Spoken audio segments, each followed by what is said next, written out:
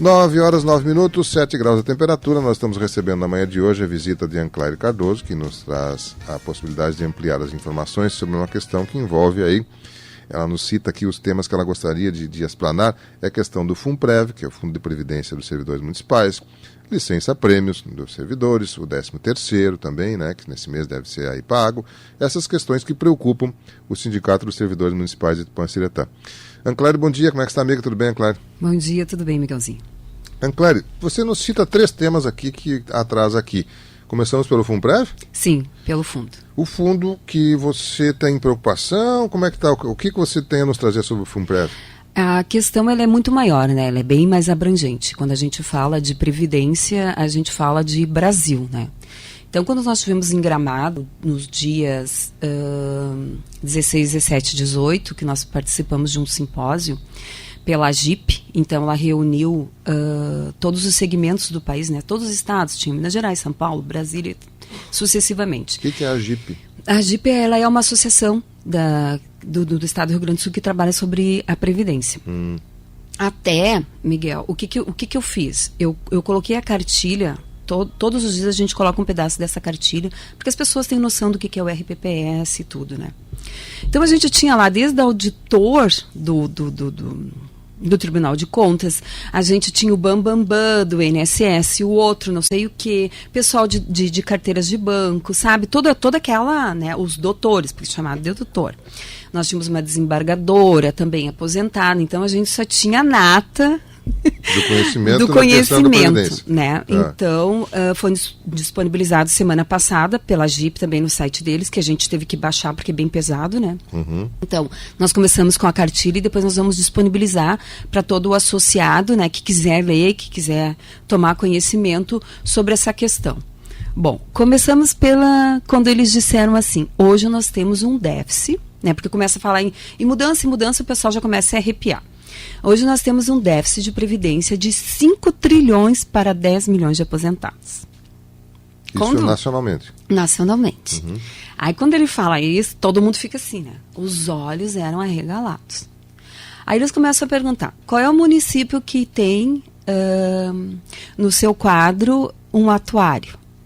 Tinha apenas 2 municípios. Eu estou falando de Brasil. Quem tem no seu município um advogado com formação em previdência? Aqueles 2 municípios apenas, um de Santa Catarina e um daqui do Rio Grande do Sul. Qual é o gaúcho, você lembra? Não me recordo. Quem está com as contas em dias? Apenas. Não dava meia dúzia de município, né? Em todo o Brasil. Todo o Brasil. Quando a gente fala em contas em dias, são os repasses, né, para a arrecadação para os fundos próprios. Então, tu começa a gelar, porque daí tu vê assim, ó, é o país, né, é o país que está com sério problema, o país que está endividado. Aí eles começam a elucidar para nós. Tu aí, fulano, quanto tempo tu tem que contribuir? Sendo o homem 35 anos, fora a idade, né, e a mulher 30. Pois é. Aí começa aqueles questionamentos. Teve pessoas que não contribuíram e se aposentaram. Ah, mas é apenas um salário. Mas não teve o lapso temporal. Mas vai receber igual. Porque lá pelas tantas o governo achou que a dona de casa não é nada contra ninguém. Sim. Eu quero que as pessoas entendam bem. É uma questão da gente fazer aquele raciocínio. Que fulaninho podia, que beltraninho podia e não sei o quê, e não contribuíram com o que se necessitava da época. Autônomos, não sei o quê. Aí entra a questão do fundo rural, né, que também já é uma outra polêmica. E aí tu começa a ficar esperto. Né? Coisas que nós vamos ter que mudar nos regimes próprios, também eles falavam para nós. Aí eles disseram assim, coisas que são vitais.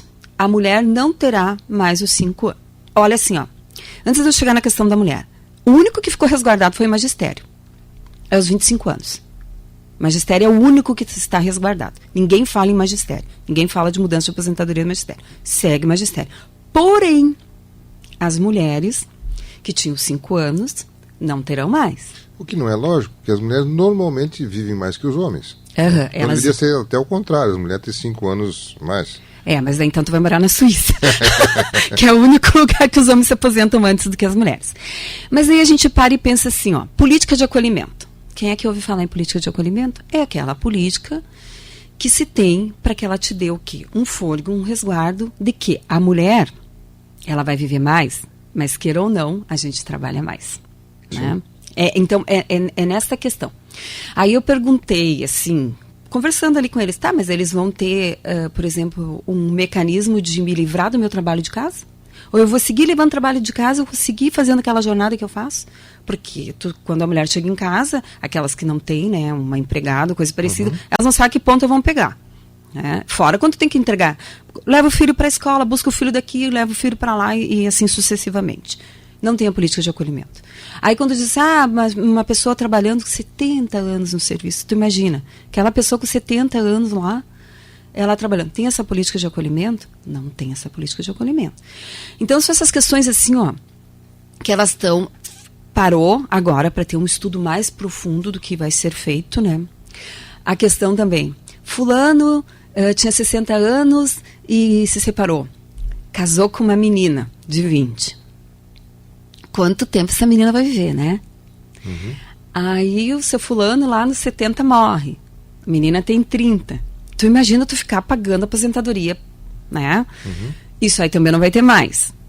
Eles estão estudando o seguinte... A reforma da Previdência brasileira é uma das coisas mais urgentes que todos os governos falam, só que ninguém tem coragem de fazer. Isso já fazem mais de 20 anos que eu vejo falar que vai quebrar, e os números cada vez são mais cientes. Pelo que você está nos fazendo, o quadro hoje é de que isso é urgente e vai ser feito rapidamente. Com certeza. Porque a questão assim, quando eu digo que o ente, ele é político e ele não é gestor, é que dá esses problemas. Toda aquela atitude que tu toma de cobrar do cidadão, ela é uma atitude de gestor, não de político. Então, quando a gente diz assim, seja político apenas na campanha, depois dos outros 4 anos seja gestor. É o que nós precisamos. Tem que ser feito. Anclária, tem clima para isso passar? Porque isso é muito fácil num seminário, as pessoas dizerem lá que precisa, que é urgente. E eu vou trazer de lá para Tupã também, vamos ao nosso FUNPREV aqui em Tupã. Mas você acha, agora ainda nesse aspecto do 14º Seminário Sul-Brasileiro da Previdência Pública, que é esse que você está falando, né?